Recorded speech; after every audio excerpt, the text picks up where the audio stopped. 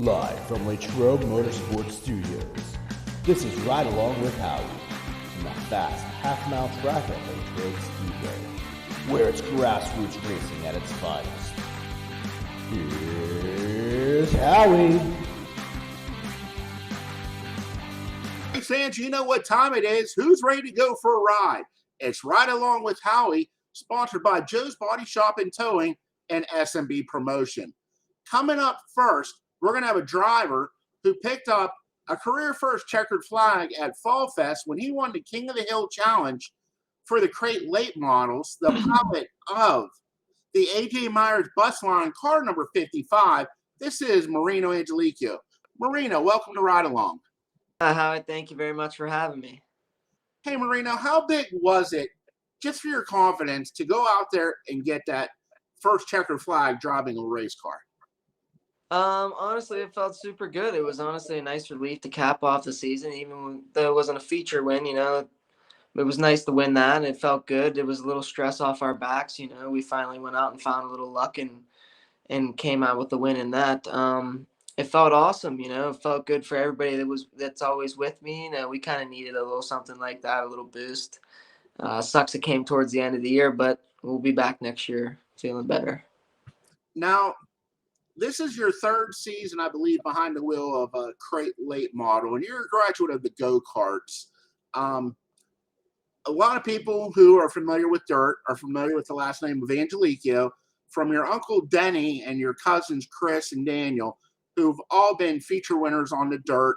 Your uncle actually owned a very successful dirt late model team that won national championships. Your cousin Daniel's been a national runner in the crates and with the supers. Chris picked up some feature wins. But there's another Angelicchio. His name is Alan Angelicchio, who happens to be your father, and he's a former street stock champion down at Motordrome on the asphalt. So when it came time to get out of the cart, what made you decide to go with the dirt versus following in your dad's footsteps? Honestly, I feel like when I was younger and we were getting at it, we were kind of hitting the go-karts hard and finding a lot of success. At the time, I don't think there was really a plan on which route I was going to go and what I was going to do. My Uncle Denny kind of, brought me into the late model world a little bit more. And then I started going around with Daniel and stuff like that and got a little more experience and started building my first car. So that's kind of how I got into that. So we just kind of fell into the late model and the dirt series. So that's where we are for now. So. And you're a resident of Latrobe, Pennsylvania, about 5-6 miles from the track. So it has to be really nice. When we say grassroots racing in your hometown, I mean, literally you could throw a rock and hit the track. Yeah, that's about it. I mean, it's super convenient that we're that close. I mean, I would say we're probably, like you said, about 5 miles away. So it takes me about, not even 10 minutes to get from my house to the racetrack. So that's obviously, very nice it's super convenient. So, and it's nice to go and find success, around home. It's nice to get up there and kind of do that here. So that's pretty cool for me. And you always, no matter what it was, even in the go-karts, you race as a family. And that's one thing. It looks like the Italian mafia, and I'm not trying to stereotype, comes to town when the Angelicchios arrive. And it's you, your dad, Alan, your two brothers. And your brothers were actually good drivers in the go-karts, but when you guys got to the full-blown cars, they kind of took a back seat and wanted to learn more of the crewing aspect, I believe, right? Yeah, so when we first started out, I started originally first, and then my brothers Enzo and Lucio followed me along, and we all found a lot of success in go-kart racing. Yeah, I mean, as a family together as brothers, we found a bunch of success in go-kart racing. And then when we moved up, we kind of fell out of the go-kart kind of era and moved into the late models. And, my brothers were there to learn. They were all in always from the start. We got out of go-karts. There was, obviously it would be a lot to take 3 late models to the track every week. So that'd kind of be impossible. So at the time we kind of just moved up and everybody just jumped on board. And, we all love racing. So it's kind of in our blood and probably always be around. So. besides the win, what would be some of the highlights of your career? Getting out there, keeping the family together, doing it as a family. I know you've got to race against your cousin Daniel before, and what's that like? I mean, it's always cool to race with Dan, I mean, that's always something cool and special to me. I mean, I've always looked up to Dan, and I always went racing with him and stuff like that. So it's always cool to get to experience racing with him, and I also learn a lot from Dan. Dan teaches me a lot and always tries to, you know, shine a little on me, and teach me a little bit and help me learn from even mistakes and stuff like that. So I think that's always been pretty cool for me. But I just think that we've, even though this was our first kind of win, I feel like we've always found a lot of success, in general. And I think that those peaks, those highs and lows, we always have fun at the racetrack as a family. And me and my dad, I mean, that's special for me. That we have a special bond when it comes to racing, and that's very important to me. So, I mean, just to go to the races with my dad and my brothers is very, very special to me. So I cherish that when we go and we all have a good time. And no matter the outcome, we always find the best of the night. And one thing, I mean, you did it like any rookie would do. You struggled, but one thing though, you've always had good speed in the car, and sometimes that got you into trouble. But it's always better when you have a driver that you got to slow down versus a driver you got to pick up in the speed, because you can slow them down, you just can't maybe make them fast. And your dad had a lot of success, like I said, on the asphalt. So what's it like when you pull in the pits and your dad, I mean, a car, it's going around a track, but that's about really all that's in common. You're running a crate motor, dad ran an open motor, so on and so forth. But how are you guys able to relate and try to work on the car and do setups? Honestly, it's been like kind of like me and my dad, for the majority part learned together. Like we honestly kind of grew and are still and always will be growing together, in the sport and learning with it. And I think we kind of butt heads a lot, but I think we basically tackle everything together. We kind of just learn from each other. We learn from, you know, doing things and making mistakes and getting better. It was he was on the asphalt. That's a complete different realm. I mean, he's dipped into dirt a little bit, but not that much. Definitely not late models like that. So when we kind of got into it, it was kind of a fresh start for both of us. So that's always been also very cool for me because I get to learn with him. So it's pretty cool. And you got Uncle Denny and cousin Danny just a phone call away, and you guys are also running the same type of cars, crate late model. So I'm sure Denny can give you guys advice. And I mean, everybody thinks all racing's easy, and let's just take your dad and your uncle, both champions in the form of racing they did. And when Denny crossed over the asphalt, they struggled because it's limited power to tires, where he was coming out of the super late models on dirt.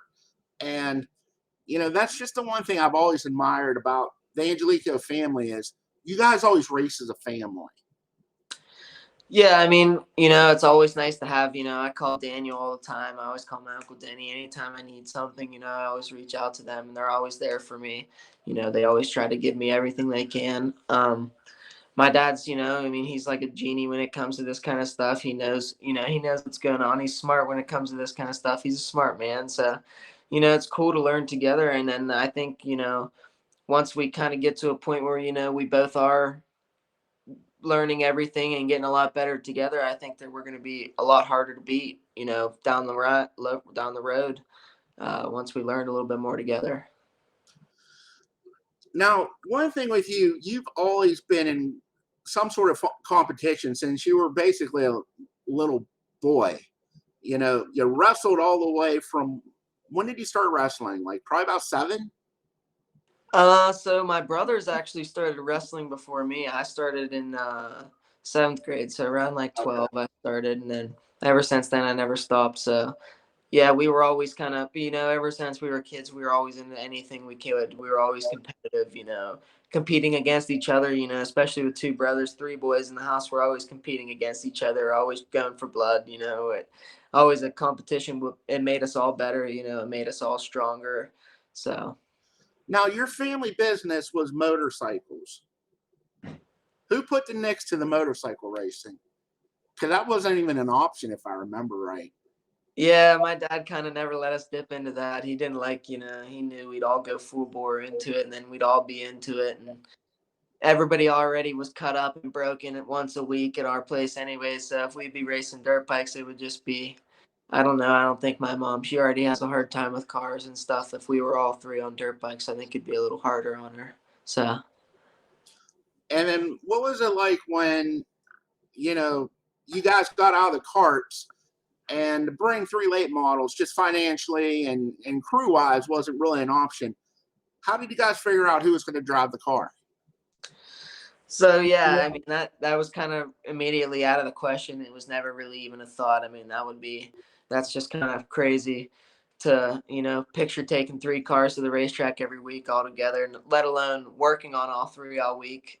Just definitely was never going to be possible, at least at the time being. So, I mean, we all found a lot of success in go-kart racing. I think we just got a little older, and I got to the point where I was ready to move up, and we just never looked back and just kept going. So. What's it like knowing that you got your brothers who always have your back in the pits and working on your car? It's a very tight knit team. Really, just the family and close friends. It's not the biggest crew in the world, but it's the tightness of the crew.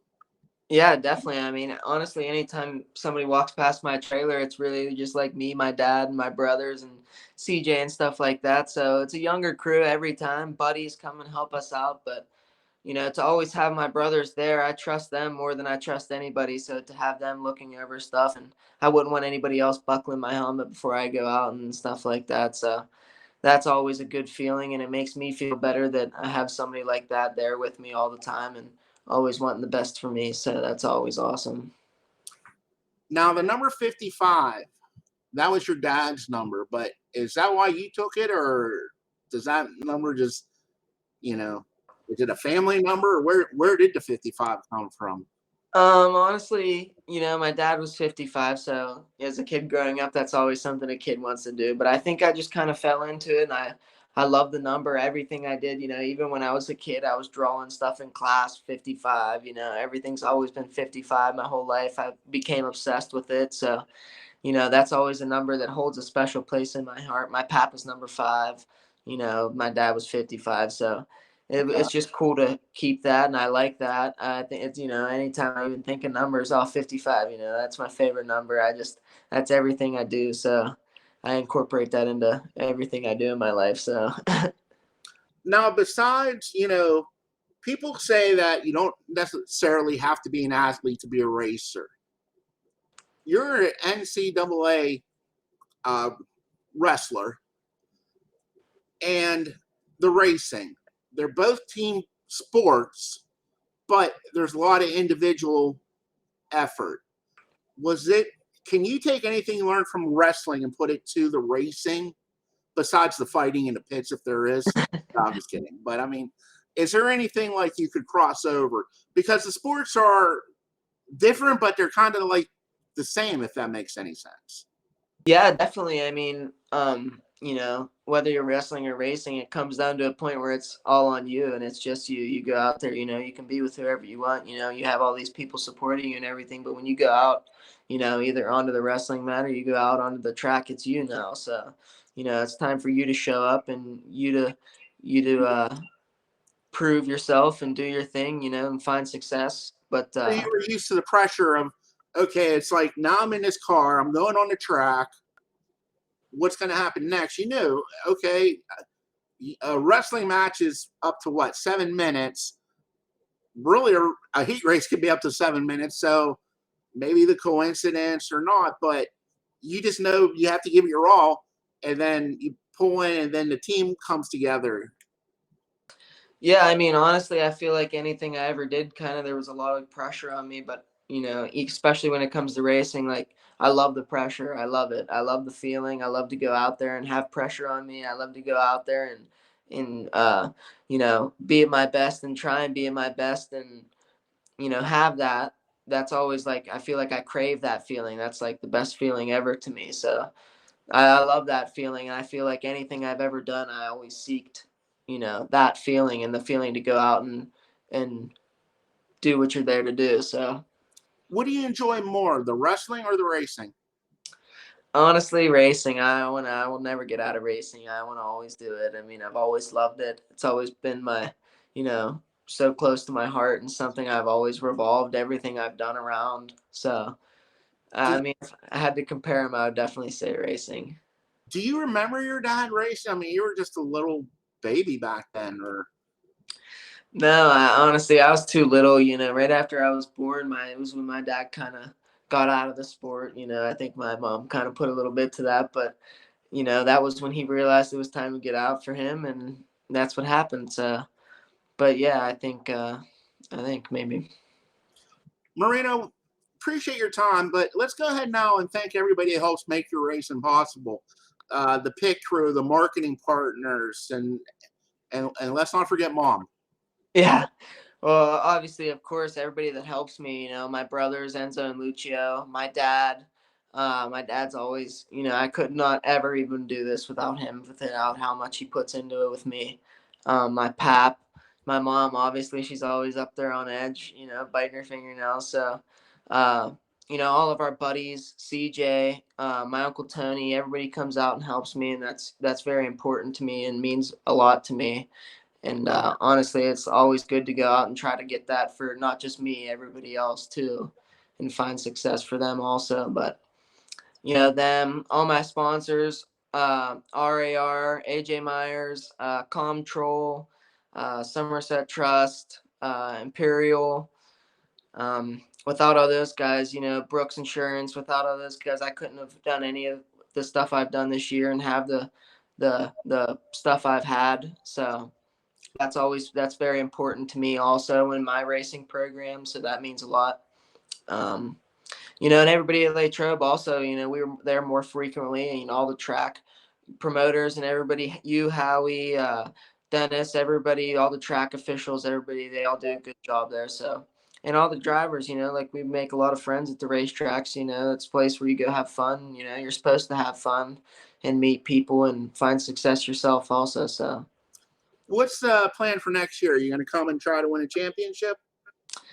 I don't know. We're gonna do a lot of racing now. We're gonna do a lot more than we've been doing. So we're gonna try and get out there a little bit. We'll be back to Latrobe. I don't know if we're gonna run for a championship, but that's always in the cards. You never know what's gonna happen. So we'll see what kind of plays out and what happens with our racing program up until next year, and hopefully we can find a bunch of success next year. Race fans, be sure to keep your eye on the Imperial Towing, car number 55, Marino Angelicchio, the driver. Thanks for going for a ride, Marino. Thank you very much, Howie. It was fun. Race fans, that's going to conclude tonight's edition of Ride Along. But don't forget, this upcoming Saturday, we're having our first annual flea market. I believe you can get in around 8 o'clock to start setting up. It's going to be opening up around 9 to 3. Bubba's concession will be open.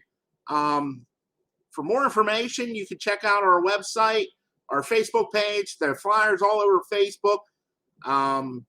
Very reasonable spot rental. Bubba's concession will be open. So come on out, check it out, get something good to eat. Again, that's Saturday from 9 to 3. No admission cost to come in and walk around. But again, very reasonable prices for setting up.